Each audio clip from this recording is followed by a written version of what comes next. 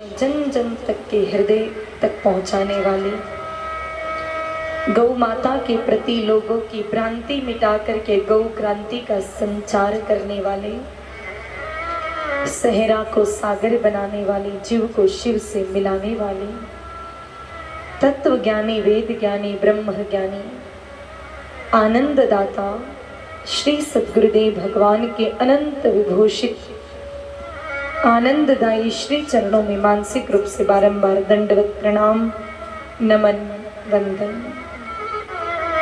सर्वदेवमयी, सर्वतीर्थमयी, सर्व आनंदमयी, सर्व क्लेशहारिणी, सर्व रोग नाशिनी, सर्व संकट तारिणी, सर्व सुख प्रदायिनी, जगत में विराजमान समस्त गौ माताएं,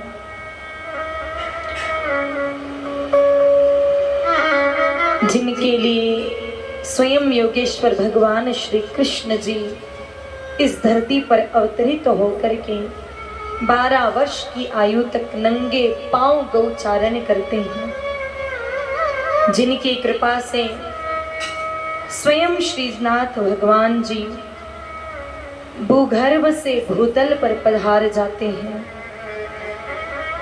जिनके दूध, दही, मक्खन का सेवन करके स्वयं प्रभु भी आनंद की प्राप्ति करने लग जाते हैं।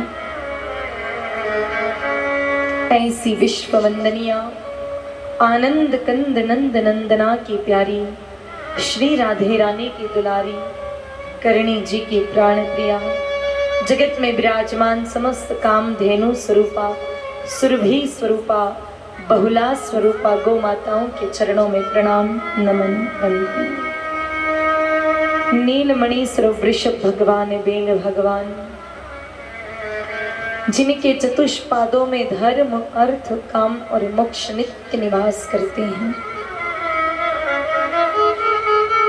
जिनके जिह्वा का स्पर्श पाकर के दीर्घ समय से नेत्रहीनता का दुख भोगने वाले दीर्घतमा ऋषि नेत्र ज्योति पाकर के गौतम ऋषि हो जाते हैं, ऐसे धर्मावतार बेल भगवान नंदी महाराज जी के चरणों में प्रणाम। व्यासपीठ पर विराजमान गौ परिक्रमा करके जगत में प्रथम पूजनीय प्रथमेश देव कहलाने वाले श्री गणाधिनायक गणपति भगवान, समस्त कथाओं में सूक्ष्म रूप से उपस्थित रहने वाले परम भक्त शिरोमणि श्री हनुमान जी महाराज, पतिव्रत धर्म का पालन करके पूजनीय हुई माँ तुलसी महारानी, अष्टादश पुराण प्रणेता श्री व्यास जी महाराज एवं समस्त नगर देवी देवताओं के चरणों में प्रणाम, नमन, वंदन। जिन पुरुषार्थी कार्यकर्ताओं ने अथक मेहनत, प्रयास और पुरुषार्थ करके अल्प समय में इस कार्यक्रम को भव्य बनाने के लिए कार्यकर्ताओं के पुरुषार्थ को मेरा प्रणाम, बहुत बहुत वंदन।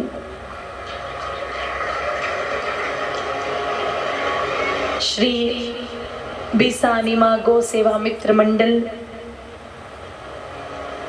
जिनके तत्वावधान में ये सारी कथा का आयोजन हो रहा है, एवं समस्त बीसानिमा महाजन समाज जो इस भागीरथ कार्य का निमित्त बना, आप सबके भावों को भी मेरा कोटि कोटि वंदन, प्रणाम। विराजित सभी प्रभु भक्त, हरि भक्त, गो भक्त, ईश्वर भक्त, सत्य प्रेमी, सनातन प्रेमी, धर्म प्रेमी सज्जनों, भक्तिमती माताओं, बहनों एवं उपस्थित सभी छोटे छोटे बाल गोपालों के हृदय सिंहासन पर विराजमान श्री जी बाबा के चरणों में मेरा कोटिशः वंदन। सभी को जय श्री कृष्णा, जय गौ माता। आज समस्त खरगोन वासियों के लिए बड़ा आनंद का विषय है, हम सब भाई बहनों के लिए बड़ा सौभाग्य का विषय है। खरगोन में पहली बार गो कृपा कथा महोत्सव का आयोजन हो रहा है। वैसे तो खरगोन वासी बड़े धर्मात्मा हैं, अनेकों अनेक कथाएं हमारे यहाँ पर होती रहती हैं, श्रीमद् भागवत महापुराण कथा, श्री राम कथा, श्री शिव महापुराण कथा, श्री देवी भागवत महापुराण कथा, नानी बाई का मायरा, ये सब आपने सुना होगा। लेकिन और विगत 15 वर्षों से तो आप अलग अलग तीर्थों पर जाकर के भी कथाओं को श्रवण करके आनंद ले रहे हैं, लेकिन गौ कथा पहली बार हो रही है। जब बीसा नीमा गौ सेवा मित्र मंडल ने ये सूचना जारी की कि खरगोन में गौ कथा हो रही है, तो सबसे पहला मन में प्रश्न आया, गौ कथा ये क्या होता है? 7 दिन की गौ कथा, 7 दिन तक गाय माता के बारे में क्या बोल सकता है कोई? क्योंकि हमें तो इतना ही पता है कि गाय माता के 4 पैर होते हैं, 2 सिंग होते हैं, 1 पूंछ होती है, बढ़िया दूध देती है, और ये भी 6ठी कक्षा में हिंदी में पढ़ा था। बस इसके अलावा हमें कुछ भी नहीं पता है। मेरे भाई बहनों, जब आप कथा के धारा में एक बार बहना शुरू करेंगे, 7 दिन कहाँ निकल जाएंगे पता नहीं चलेगा। और आप विश्वास कीजिएगा, हम 7 दिन में गौ माता का चरित्र केवल इतना सुन पाएंगे कि एक बड़ा सा विशाल समुद्र है, अथाह जल है, उस अथाह जल की एक बूंद जितना हम कथा 7 दिनों में गाय माता की सुन पाएंगे। क्योंकि मेरे भाई बहनों, जो गाय माता स्वयं श्रीनाथ भगवान को भूगर्भ से भूतल पर ले आए, प्रकट कर दे, वो गाय माता की कथा कैसे साधारण हो सकती है? वो कथा बड़ी अद्भुत है। लेकिन ये कथा कैसी है, क्या है, वो सब आपको बताएंगे। सबसे पहले तो हमें इस बात के लिए प्रसन्न होना चाहिए कि प्रभु ने हम पर कृपा की और हम इस सत्संग में आज आ सके।